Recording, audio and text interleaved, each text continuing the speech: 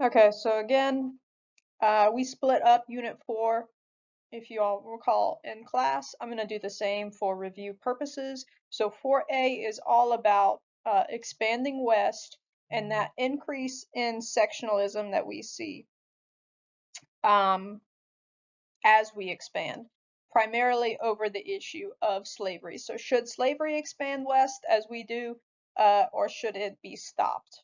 That is the primary question throughout 4A. Okay, so it's interesting to me that it does skip over the Mexican-American War. Nevertheless, you should know that we gained a tremendous amount of land thanks to the Mexican Cession. Um, Now the whole decision is, do we let these new territories in as states? And if we do, are they going to be free states? Are they going to be slave states? Okay. Now, if you recall, we are trying to keep a very delicate balance in the Senate. Okay. We would really love to keep it equal just so that this issue of slavery does not continue to be compounded. Therefore, the South doesn't want any more free states. Okay, but they do want slavery to expand into the territories. Obviously, the North wants to keep slavery out. Okay. Additionally, they would like to protect runaway slaves.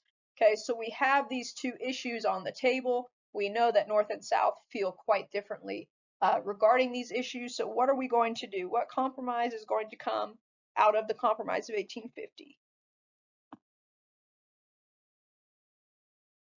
So the plan is we are going to let California in as a free state. We are going to upset the balance in the Senate.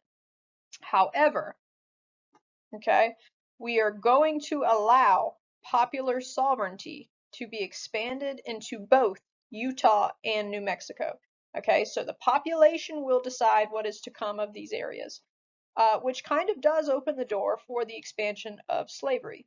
Okay, um, now for the North, again, we are going to ban the slave trade in Washington, D.C. Slavery will not end in Washington, D.C. It's just the slave trade. Okay. Now, a big one for the South is the Fugitive Slave Act. Okay. Essentially, if a slave runs away from the South and escapes into the North must return them. Okay. Which kind of expands the bounds of slavery. Okay, so it doesn't matter if you make it north, you've got to come back. Okay, those are the four main components of the Compromise of 1850.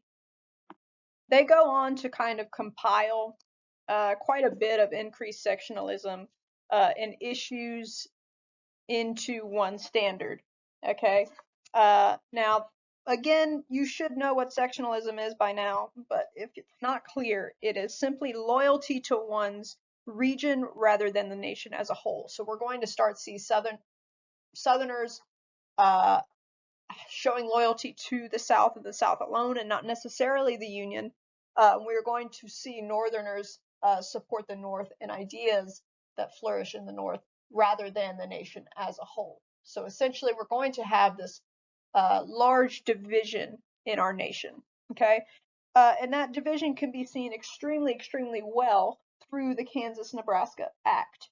Okay, so we decide that these two territories, both Kansas and Nebraska, will have popular sovereignty. In other words, each territory will decide whether or not to allow slavery. Okay, now this does cancel out the Missouri Compromise because both of these territories are above the 3630 line. So it is important to note that this does ruin the Missouri Compromise, which was passed in 1820. Okay, so we're kind of backtracking and saying, well, slavery might be able to expand to these areas. All right, now, as a result of popular sovereignty being expanded into these areas, we are going to see a ton of people sliding on over into Kansas and into Nebraska to kind of disrupt the voting that's going on here. So, for example, border ruffians will cross the border from Missouri into Kansas to try and change the vote. Okay. Ultimately, we're going to have several outbreaks of violence. Okay. We're going to have an issue in Lawrence, in which free soilers are going to burn down a motel. Okay, and then we're going to see John Brown emerge here. Okay, he is going to go to Pottawatomie Creek and slaughter 5 people in front of their families. Okay, so we're going to have several incidents of brutal violence, kind of displaying a failure of popular sovereignty, in which all these people who don't uh, actually reside in these areas are going to come over and impact the vote. And we're going to have several instances in which democracy does not prevail, which was the whole point of popular sovereignty. Nevertheless, we are also going to have some important events. I'm going to skip down to John Brown and Harper's Ferry. We know John Brown from Bleeding, Kansas. Okay, he is going to move over to Virginia. Okay, and in Virginia, he is going to attempt a large revolt in which he's going to seize an arsenal at Harper's Ferry and attempt to arm Black Americans with these weapons and form a Black state. Okay. Ultimately, he is unsuccessful, but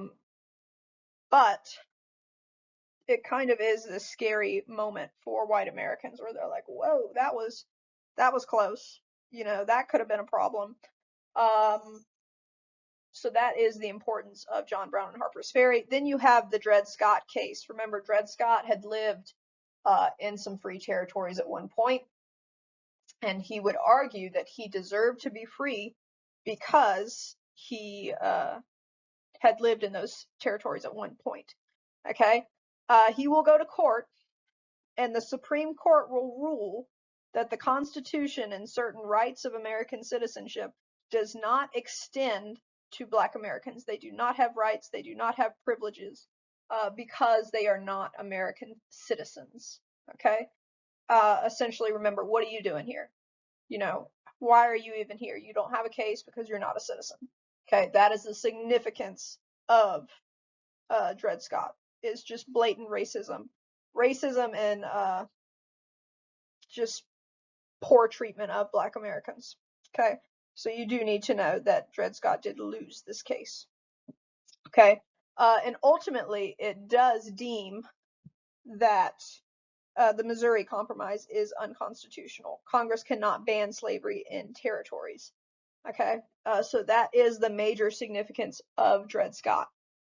Now we close out this increase in sectionalism with the election of 1860. This is the final straw for the South. Okay, particularly South Carolina. They will say, look, we do not feel represented by a Republican president because we fear that he will end slavery. Okay, and again, this whole issue around sectionalism is directly related to slavery.